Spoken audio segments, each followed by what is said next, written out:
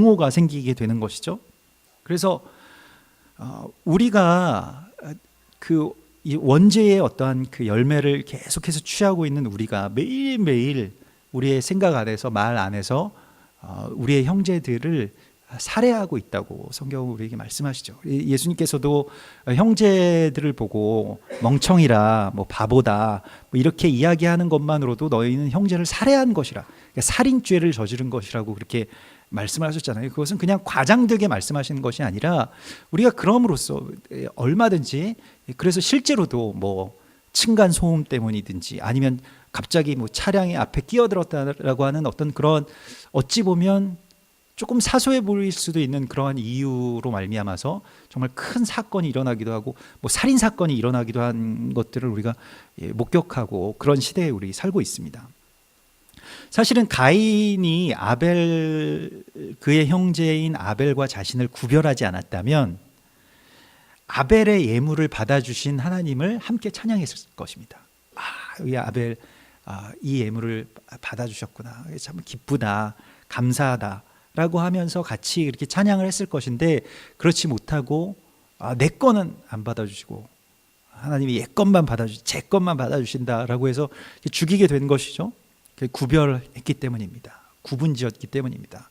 그래서 결국 가인은 그 아벨을 죽이고 난 이후에 뭘 했느냐면, 이 창세기 4장 17절에 보면 가인은 성벽을 쌓는 자가 됩니다. 그래서 에녹성이라고 하는 그 최초의 어떤 성을 쌓고 거기에서 타인과 어떤 나 사이를 이렇게 구분짓는 어떤 벽을 세우는 자로서 그렇게 살아갑니다. 이거 우리들의 모습이고요.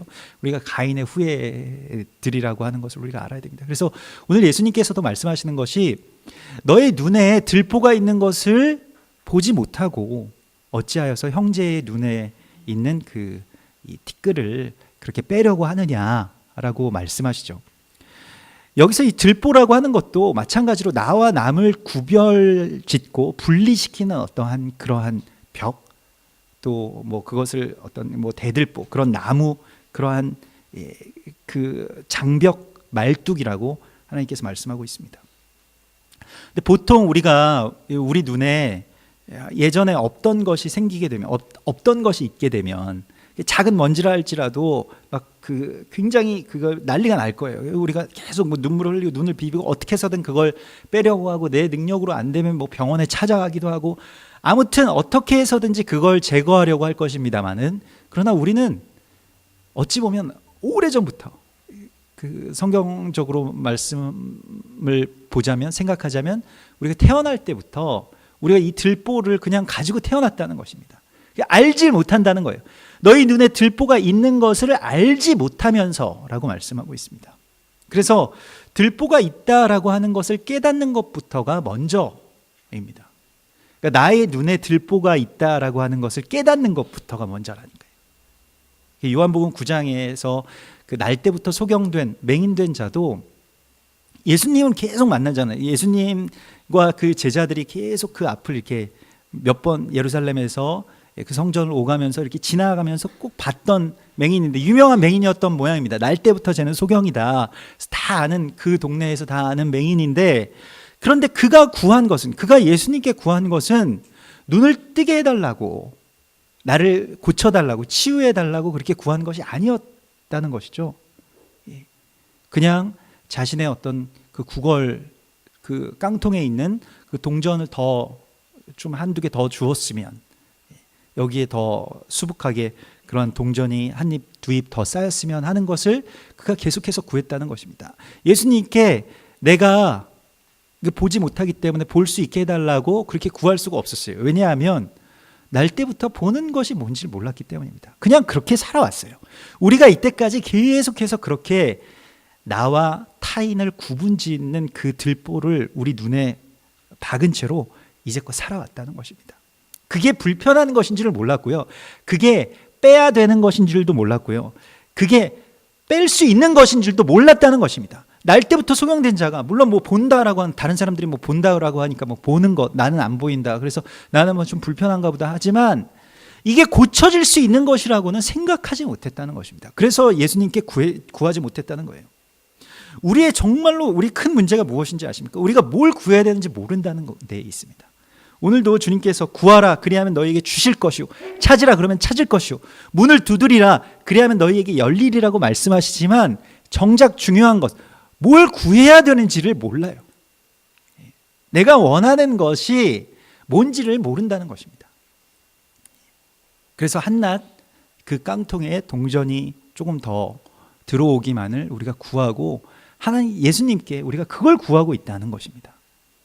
뭘 구하라는 것입니까? 여기 이 말씀에서 무엇을 구하라는 것입니까? 이게 이 마태복음 7장은 사실은 마태복음 5장에서부터 쭉 이어지는 그 산상 설교의 그 내용이기 때문에 중간에 이렇게 한 절 한 절 끊어가지고 이것을 이해하는 것은 굉장히 사실은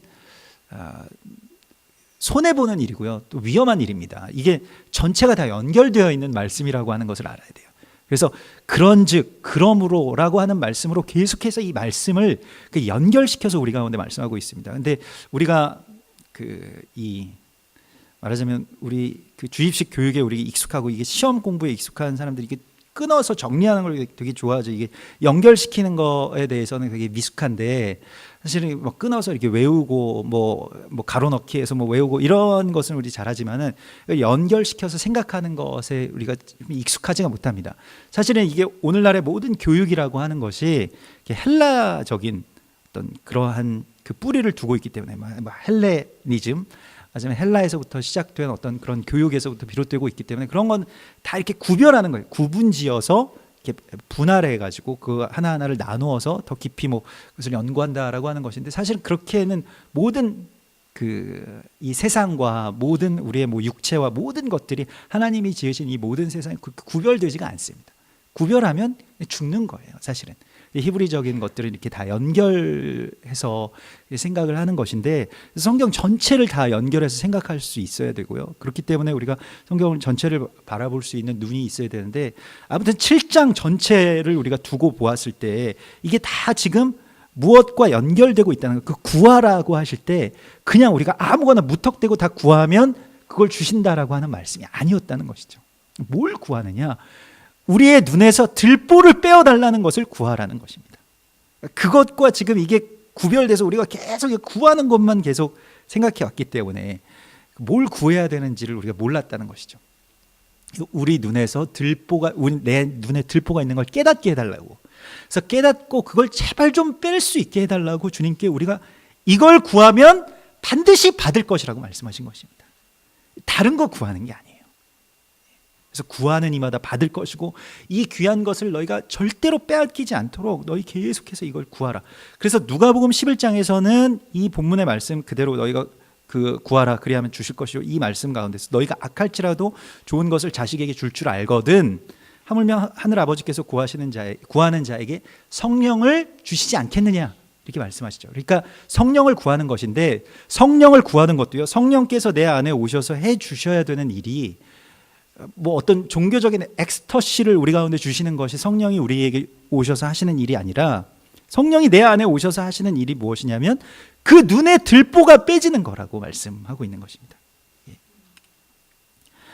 그래서 오늘 이 본문의 22절의 말씀에서도 그날에 많은 사람이 나더러 이르되 주여 우리가 주의 이름으로 선지자 노릇도 하고 주의 이름으로 귀신도 쫓아내고 주의 이름으로 많은 권능을 행하지 아니하였습니까? 이게 사실 성령이 우리 가운데 오셔서 우리가 성령님께 구하는 것이잖아요. 주의 권능으로. 또 주님이 오셔서 막 병든 자들 고쳐서 귀신이 막 쫓겨나고 이런 거 우리가 굉장히 구하는데 이거 자체가 잘못됐다는 것이 아닌데 그런데 예수님께서 아주 냉정하게 말씀하시죠. 그때 내가 그들에게 밝히 말하되 내가 너희를 도무지 알지 못하니 불법을 행하는 자들아 내게서 떠나가라 이렇게 말씀하신다는 것입니다. 그러니까 우리가 성령님께 구하였던 것이 성령님께서 정말로 오셔서 우리 안에서 행하셔야 되는 그 일을 구하지 않았다는 거예요. 어떤 종교적인 영적인 어떤 그러한 엑스터시 또 그러한 코스프레 이러한 것에 하나님 지치셨다는 것입니다.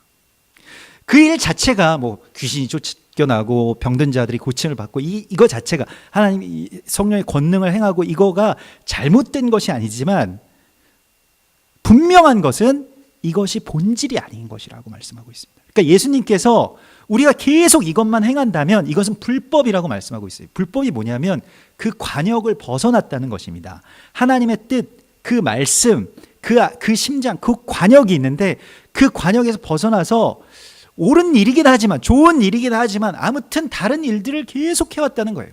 누가 그렇게 해왔냐면 교회가, 또 우리가 이 일들을 계속해서 그것을 우리가 구하고 성령님께 계속 그것을 구하고 우리가 예수 믿는 것을 그러한 것이라고 착각하면서 지금까지 살아왔다는 것입니다. 오늘 6절에 보면 거룩한 것을 개에게 주지 말며 너희 진주를 돼지 앞에 던지지 말라. 그것을 발로 밟고 돌이켜 너를 찢어 상하게 할까 염려하라. 거룩한 것을 우리가 개에게 주었다는 것입니다. 지금까지. 그리고 진주가 있는데 그거를 돼지 앞에 그냥 던져버렸다는 거예요. 그러면 여기서 이제 다시 이 말씀에 비추어 보면 이 거룩한 것, 이 진주가 과연 무엇일까라고 하는 것을 우리가 오늘 이 말씀 가운데서 묵상해야 됩니다. 여러분, 가나안 성도라고 들어봤습니까? 가나안 교인이라고 하는 신조어가 최근에 생겼는데요. 2013년도에 한국 목회 이 연구소에서 그러한 연구를 발표했습니다. 거기뿐만이 아니라 여러 통계 기관에서 발표된 것인데 2013년 1월 통계인데요. 예수를 믿지만 교회는 나가지 않는다라고 응답한 어떤 이 성도들이 우리나라에만 최소한 100만 명이 있다는 것입니다. 굉장히 많은 숫자죠. 그래서 좀 많게 잡으면 560만 가량도 될 것이다라고 이야기하는데 여러 가지 통계적인 어떤 근거가 있습니다. 그래서 인구 조사를 할 때나 그럴 때 종교적인 어떤 성향 같은 것들을 할 때 예수는 믿지만 아무튼 교회는 출석하지 않는다는 거예요. 교회의 염증을 느껴서. 그래서 이들에 대해서 조금 더 깊이 연구한 조사 결과가 있는데요. 첫 번째로 이들은 교회를 떠나기 전에 평균 14.2년 정도를 교회를 다녔다는 겁니다. 굉장히 열심히 다녔고 어려서부터 교회에서 자라났고 교회에서 생활을 했다는 것이죠. 그리고 두 번째로는 습관적으로 교회를 옮겨 다닌 사람들이 아니었다는 것입니다. 그래서 대부분의 경우에는 한 교회를 쭉 출석했던 분들이 바로 이러한 나가지 않는 안 나가의 반대말이 이제 가나안 교인이라는 건데요. 그리고 세 번째로는 교회를 떠나기 전에 평균 6개월 이상을 고민했으나 이 기간 중에 목회자나 주변 성도들은 그들의 의논 상대가 되지 못했다. 그래서 교회를 떠난 가장 큰 이유로 자유로운 신앙생활 이게 30%고요. 목회자에 대한 불만 24.3%, 교인들에 대한 불만 19.1%, 신앙에 대한 회의를 꼽았다고 합니다. 대부분은 이제 목회자나 또 성도들, 교회인들에 대한 어떤 상처, 또 그들과의 어떤 갈등, 또 염증 이런 것들을 느껴서 이제 떠난 분들이 굉장히 많이 있죠. 이게 2013년도 통계니까요. 훨씬 더 많아졌을 겁니다. 그 이후로 엄청나게 이 일들이 가속화되고 한국 교회가 여기에 대해서 어떤 의미에서는 정말 진정한 잃은 양이라고 한다면 이런 분들이 잃은 양일 것입니다. 그러니까 예수님 믿지만 교회를 다니는 것이 예수를 믿는 것이냐라고 하는 그 질문을 새롭게 했다는 것이죠. 그리고 교회를 다니면서 예수를 잘 믿을 수 있느냐라고 하는 질문도 던지기 시작했다는 것이죠. 여기에 대한 답을 그들이 가지고 있지 못하죠. 교회가 가지고 있느냐? 교회도 가지고 있지 못합니다. 누구 하나 이 일에 대해서 회개하고 또 애통해하면서 기도하는 사람들이 없다는 것입니다. 그러면서 양들이 다 그렇게 우리가 잃은 양들을 바라보고 있는데 예수님께서는 그 잃은 양 한 마리를 위해서 99마리를 버리실 생각이 있으시죠. 저도 잠시 예전에 교회를 사임하고 어디 갈 교회가 없어서 잠시 이런 가나안 교인의 생활을 한 적이 있었거든요. 근데 어디 다닐 교회도 없고, 그러니까 예전에 목사였다는 그 신분 때문에, 그 목사라고 하는 신분 때문에 어디 가서 뭐라고 직업에 대해서 얘기하기도 좀 그렇고, 가족들 다 데리고 가서 어디 출석하기도 좀 그랬던 겁니다. 그래서 이 가나안 교인들의 그런 어떤 주일날 지금 이 시간에 예배드리는 어떤 그 예배 시간에 하는 패턴이 대표적으로는 이런 게 있는데요. 가족들, 그러니까 아이들이나 뭐 아내는 그냥 뭐 적당한 교회, 주일학교가 잘 되어 있는 그런 교회에 보내고 자기는 이제 교회 안 나가는 거죠. 그리고 뭐 카페에 들어가서 성경을 본다거나 뭐 어디에 그런 뭐 사이트들에 들어가서 그냥 설교 말씀을 듣는다거나 뭐 그렇게 쭉 지내다가 나중에 뭐 독서하고 뭐 그러한 생활들을 하는 것이죠. 아주 전형적인 그러한 모습들이 그 가나안 성도들인데요.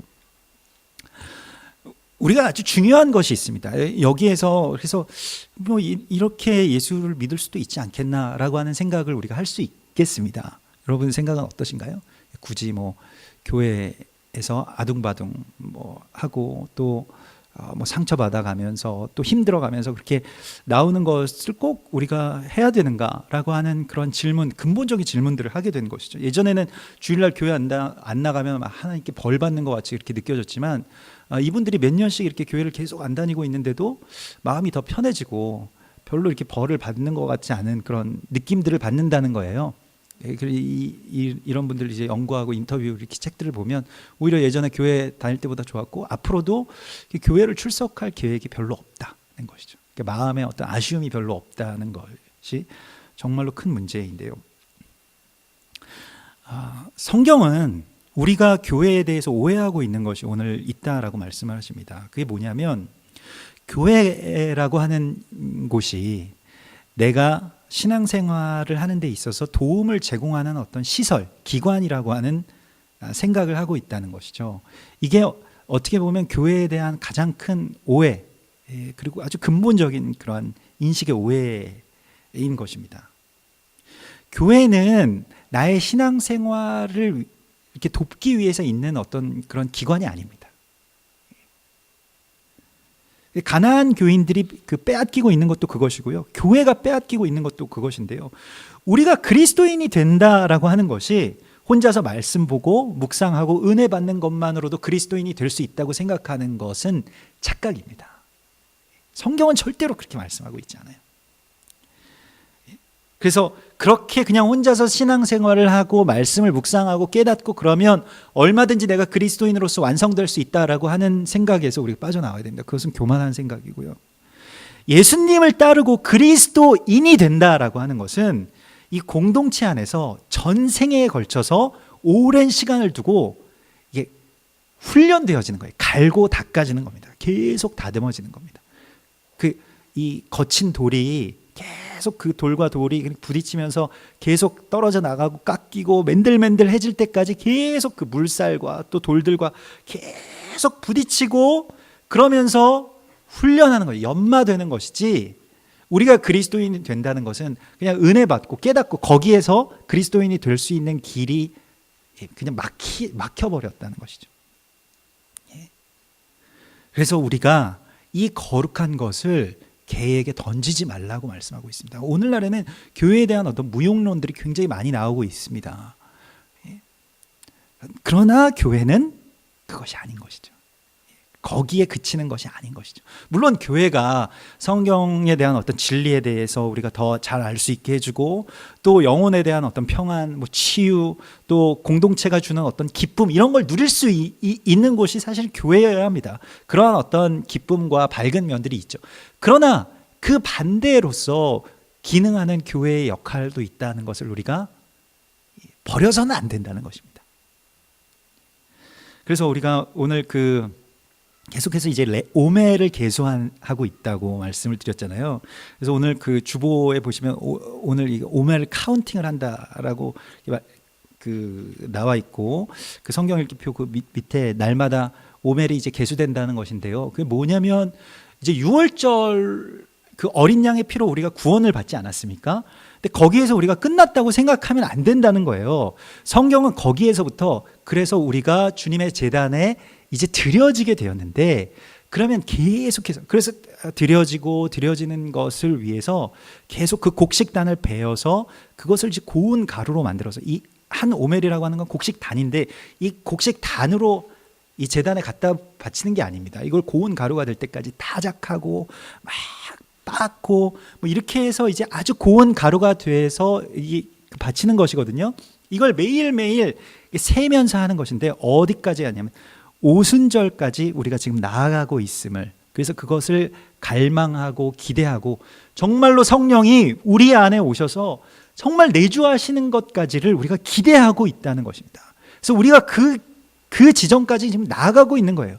그것은 어쩌면 평생 동안 우리가 나아가야 되는 길인지도 모릅니다. 그러나 우리가 그것을 갈망하고 있고 그것을 위해서 나는 오늘 하루 나를 베어서 또한 나를 밀가부르듯이 까불러서 타작해서 막 들어 맺히고 뭐 또 빻고 뭐 그러면서 그런 과정들을 통해서 주님께 내가 오늘 하루 이렇게 드려졌습니다 라고 이렇게 드려진 거라는 것입니다.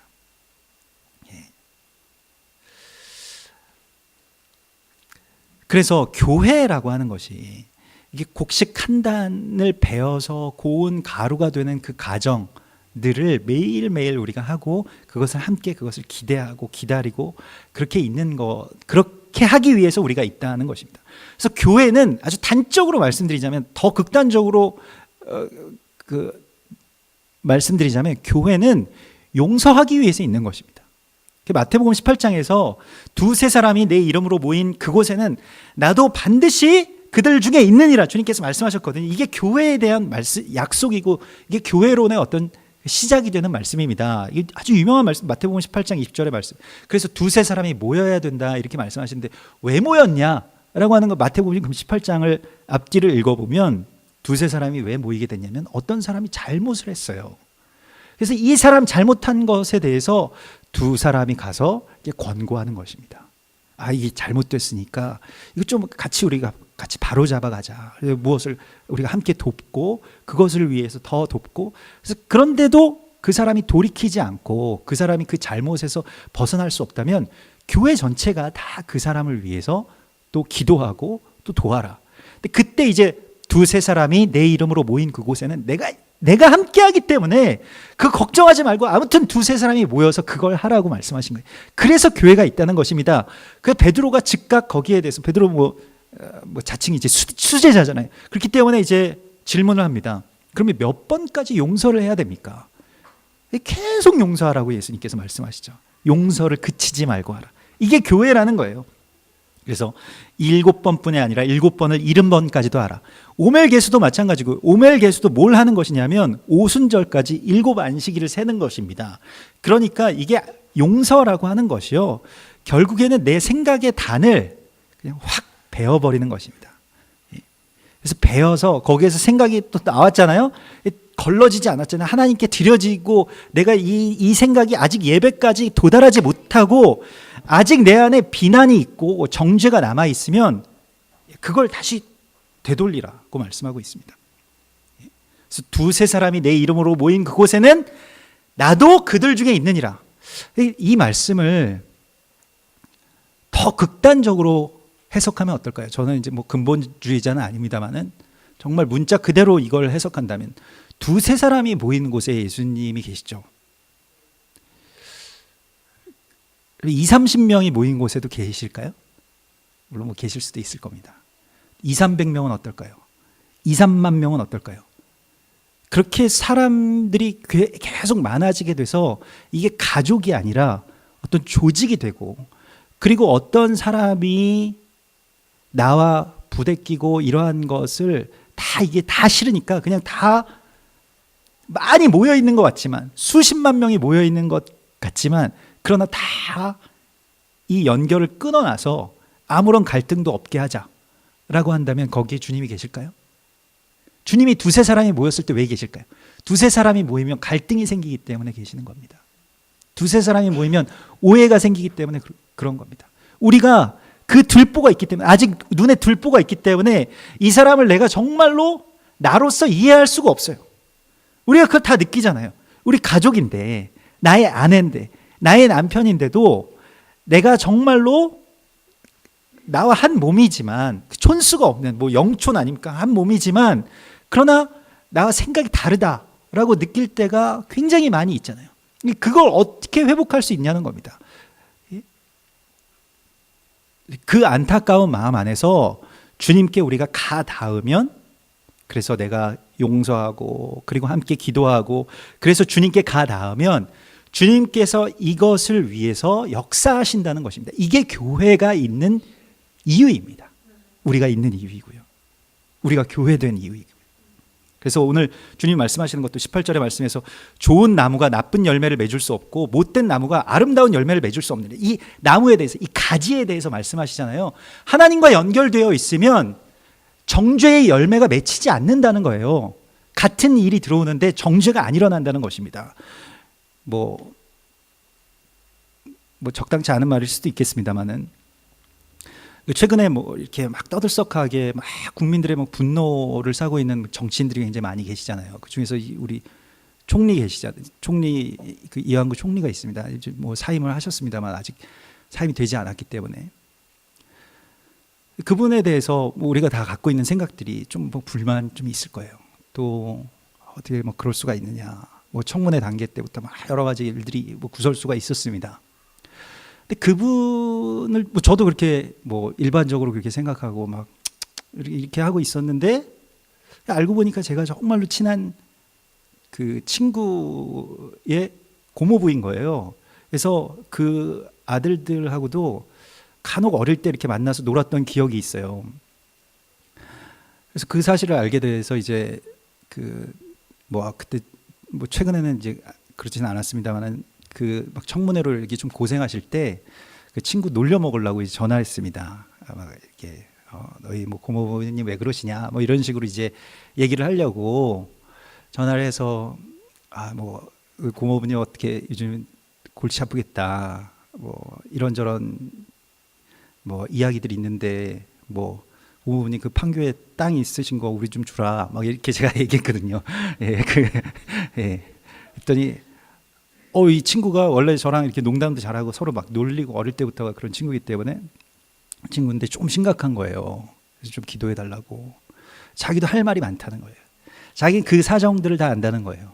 뒤에서 그 일어났던 그런 일들에 대해서 자기가 다 아는데 뭐 거기에 대해서 뭐 대충 조금 얘기를 해주는데, 뭐 가족이면 그렇게 생각할 수도 있겠다 뭐 그런 거였습니다. 그래서 그렇게 얘기를 하고, 그래서 그 친구가 이렇게 장난이 아니고 정말로 너 목사니까 좀 기도해 달라고, 우리 뭐 고모부 좋은 분이다 뭐 이렇게 얘기를 하더라고요. 그래서 그냥 기도하겠다라고 그렇게 했지만 좀 기도가 부족했던 것 같습니다만은, 아무튼 모든 것들이 그 안에 들어가서 정죄나 비난이나 그러한 열매로 맺혀지는 것은 굉장히 일반적으로 모든 세상 사람들이 다 할 수 있는 일입니다. 우리가 그냥 일반적으로 태어날 때부터 우리 그렇게 태어났어요. 원주의 자식들로 우리가 그렇게 태어났습니다. 뭘 봤을 때 이렇게 기쁨이 있지 않고 감사가 있지 않고 그냥 나의 판단이 먼저 개입하게 되는 것이 우리의 지금 구조입니다. 우리 생각의 구조이고요. 우리 눈의 그런 구조입니다. 그런데 하나님과의 관계 안에서 하나님과 우리가 가까워지면 가까워질수록 하나님께서는 그 안에서 주님의 마음으로 그것을 바꾸어 주신다는 것입니다. 그래서 그런 비난과 정죄의 열매가 그 안에 맺히지 않고요. 우리가 하나님과 결국에는 이 모든 것들이 어떤 사안이나 사람이나 사건의 문제가 아니고 하나님과 나와의 관계의 문제라고 말씀을 하시는 거예요.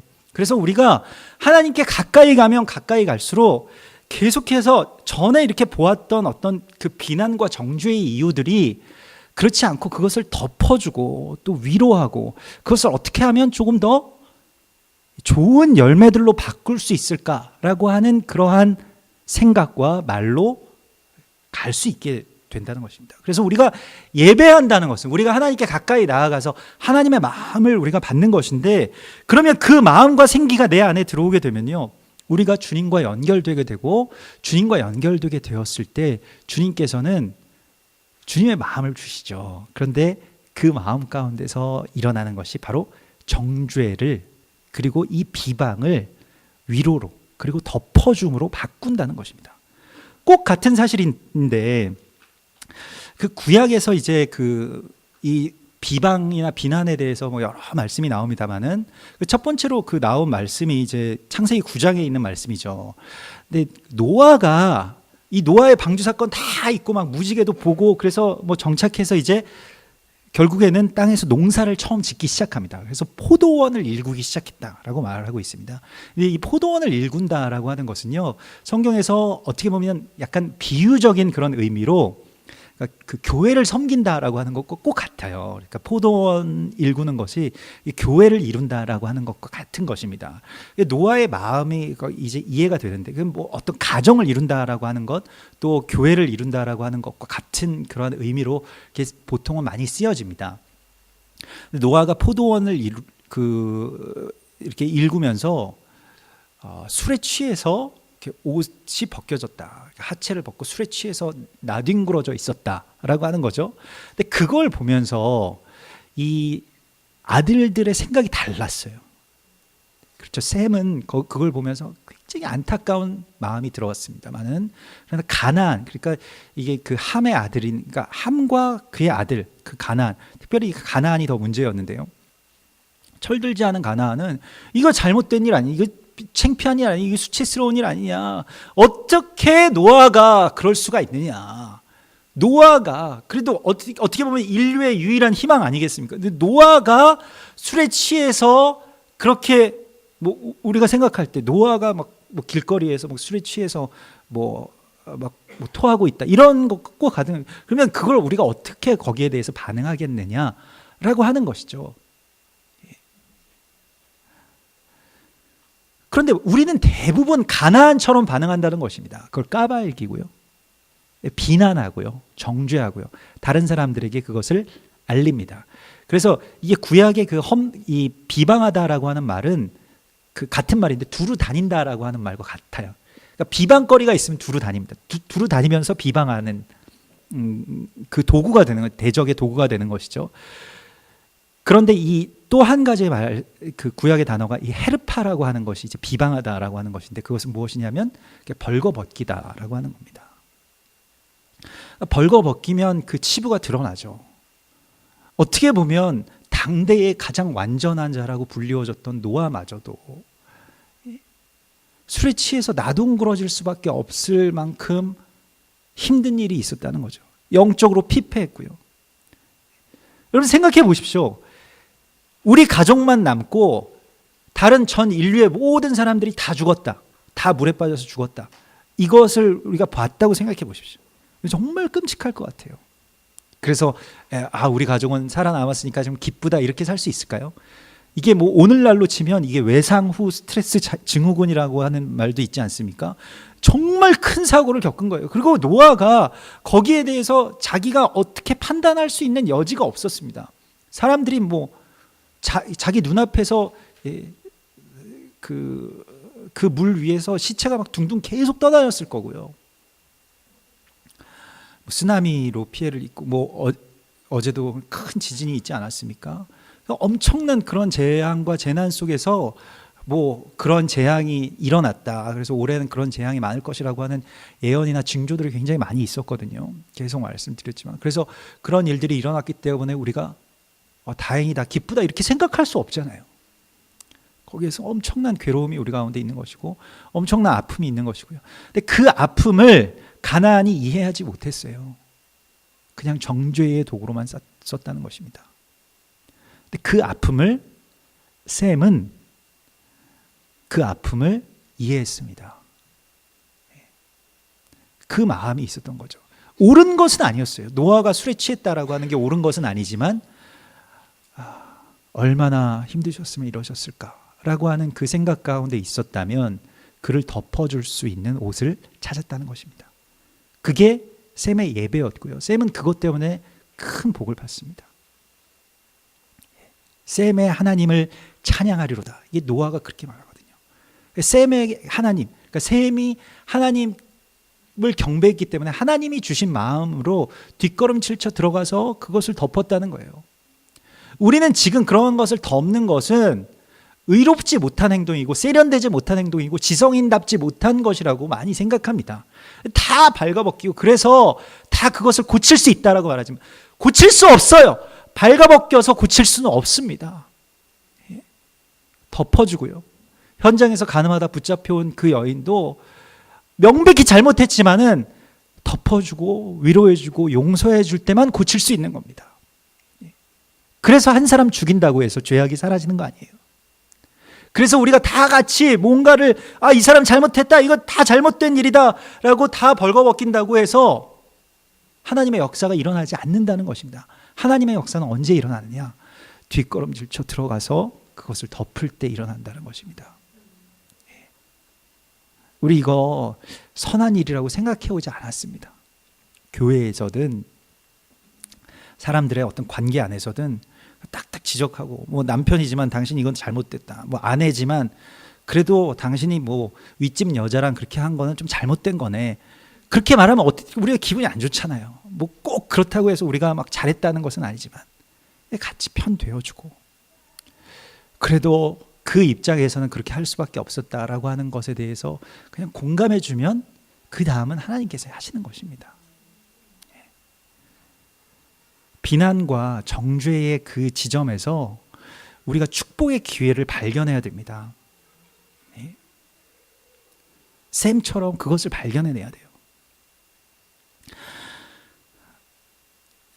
비난하고 정죄하는 것이요, 우리가 지난주 한 주 동안, 뭐 지지난주도 마찬가지지만 문둥병 규례에 대해서 계속 보았습니다. 이 문둥병이라고 하는 것이 비난과 정죄와 깊은 연관이 있어요. 그러니까 비방함으로 말미암아 걸리는 형벌이 문둥병, 그러니까 영적인 문둥병이 다 이것입니다.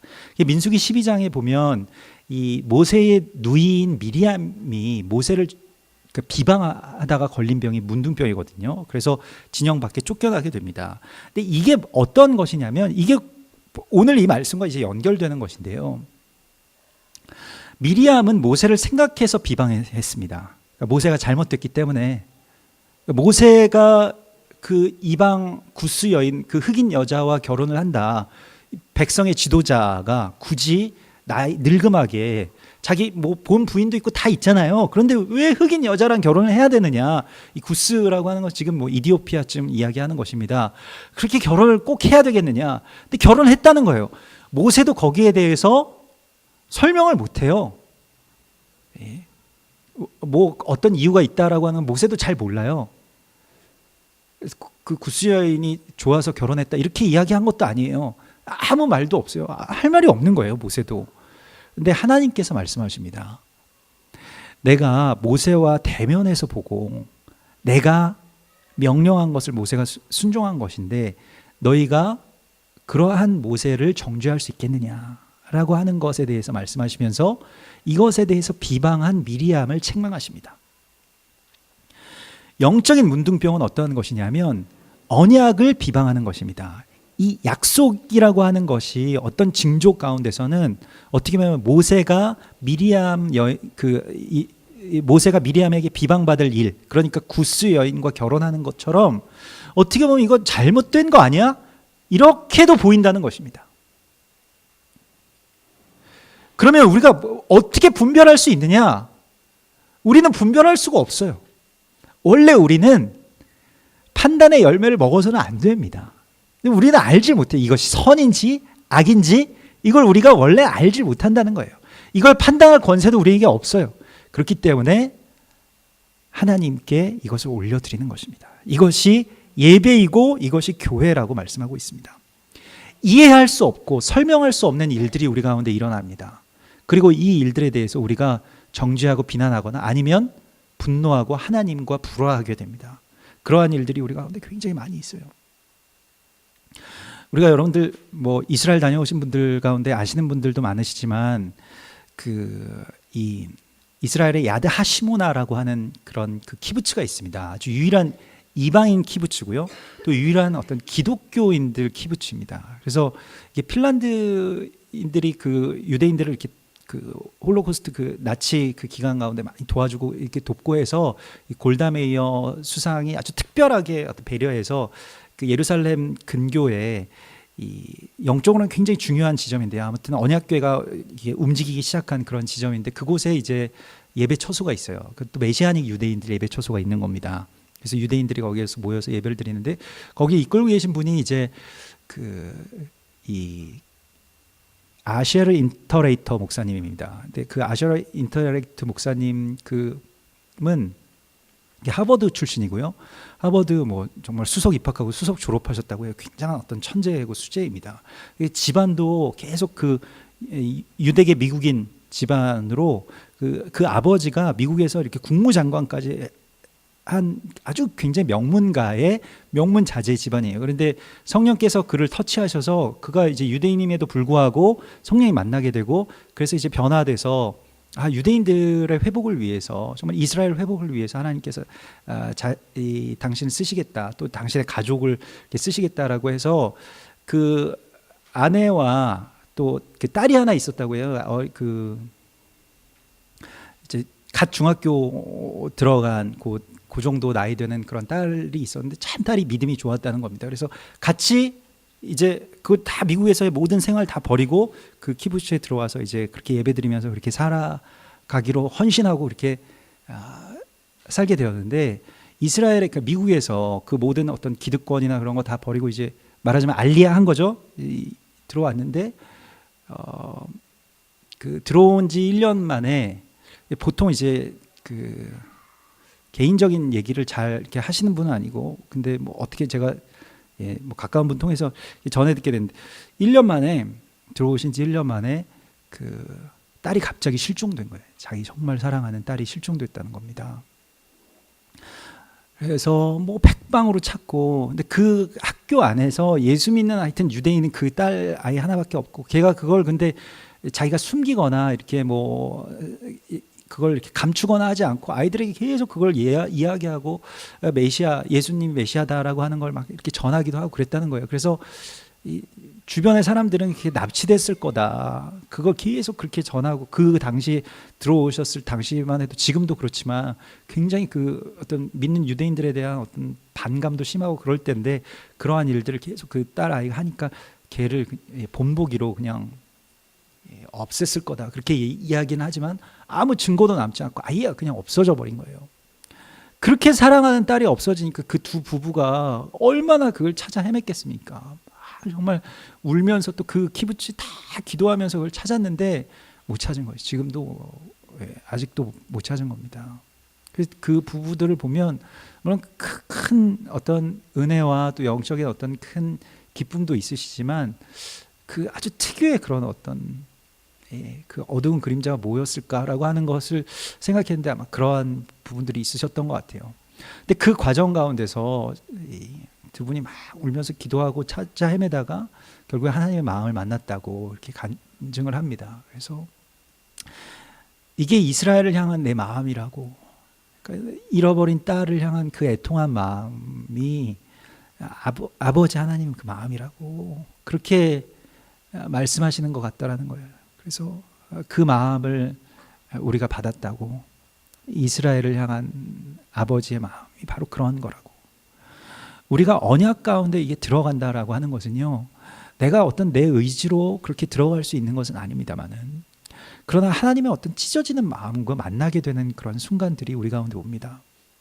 뭐 우리가 어제도 그런 큰 뭐 지진 같은 것들이 있을 때 저는 좀 우둔해서 그런지 몸에 항상 그런 전후하면, 예전에도 뭐 일본 동일본 뭐 그 대지진 같은 거 있을 때 막 허리가 굉장히 아팠었거든요. 최근에도 허리가 너무 아파서 일어날 수가 없어서 막 그 구급차에 실려갈 정도로 갑자기 이유 없이 그렇게 허리가 아파서 무슨 큰 일이 있을 건가 보다라고 하고 이렇게 기도했습니다만은, 그런 그 아주 극심한 고통들이 있어요. 뭐 너무 고통스러워서 이렇게 뭐 일어날 수 없고 화장실 갈 수 없으니까요. 그래서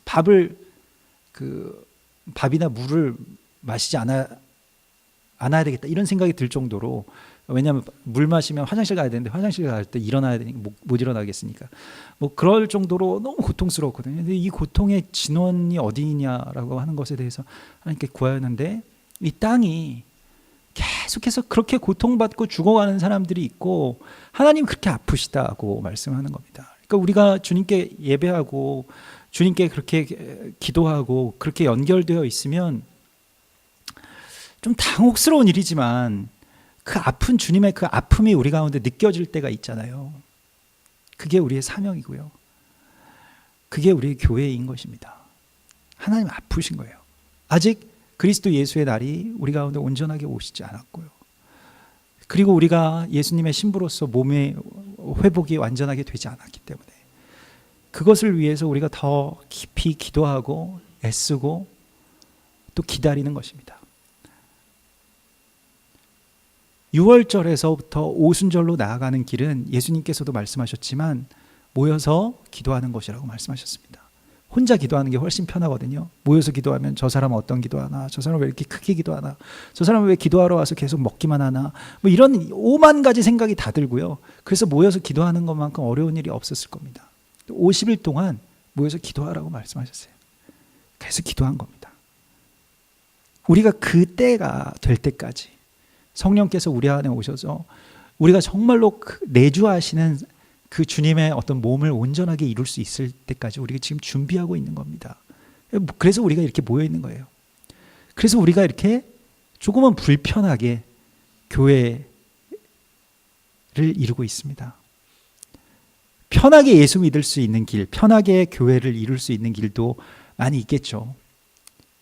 한국 교회는 그러한 많은 것들을 개발해 내왔습니다. 그리고 우리가 이때까지 그렇게 해왔습니다. 그래서 우리 교회 오시면 좀 불편하시잖아요. 뭐 가정교회도 하라고 하고, 뭐 말씀도 좀 불편하고, 또 이렇게 앉아서 예배드리는 것도 썩 그렇게 적당한 것 같지도 않고, 아무튼 그러면서 계속해서 우리가 구하는 것이 있습니다. 그것은 무엇이냐면 어떻게 해서든지 계속해서 그렇게 우리가 고운 가루로 주님의 제단 앞에 드려질 수 있도록, 그래서 점점 다 비워져서 성령께서 우리 안에 거하실 수 있도록, 그래서 우리가 이것을 구하고 또 이것을 바랄 때 하나님의 거룩한 말씀이 성취된다. 이것이 율법이고 이것이 선지자다. 이것이 율법이요 선지자다라고 하는 것은 이것이 성경 전체의 말씀이라고 말씀하신 것입니다. 오늘 이 말씀 가운데서도 너희가 어떻게 아들이 떡을 달라 하는데 아버지가 돌을 주겠냐. 이 떡이라고 하는 건 말씀이잖아요. 하나님께서 돌을 주시지 않는다는 겁니다. 어떻게 아들이 생선을 달라고 하는데, 이 생선이라고 하는 것은 또한 이게 오병이어의 사건 가운데서도 다 여러 번 언급된 것이지만 이게 교회입니다. 또 공동체입니다. 이것을 달라고 하는데 뱀을 주시겠느냐. 이 공동체 안에서 우리가 이것을 구했으면 하나님께서 주실 것을 신뢰하고 믿으십시다. 그래서 주님의 말씀이 우리 가운데 임하시고 정말 말씀이 내 안에서 실제가 되고 또 그러한 공동체가 이루어지는 데 있어서 너희가 서로 사랑하면 이로써 모든 사람들이 너희가 나의 제자인 것을 그때야 비로소 알게 될 것이라고 말씀하셨습니다.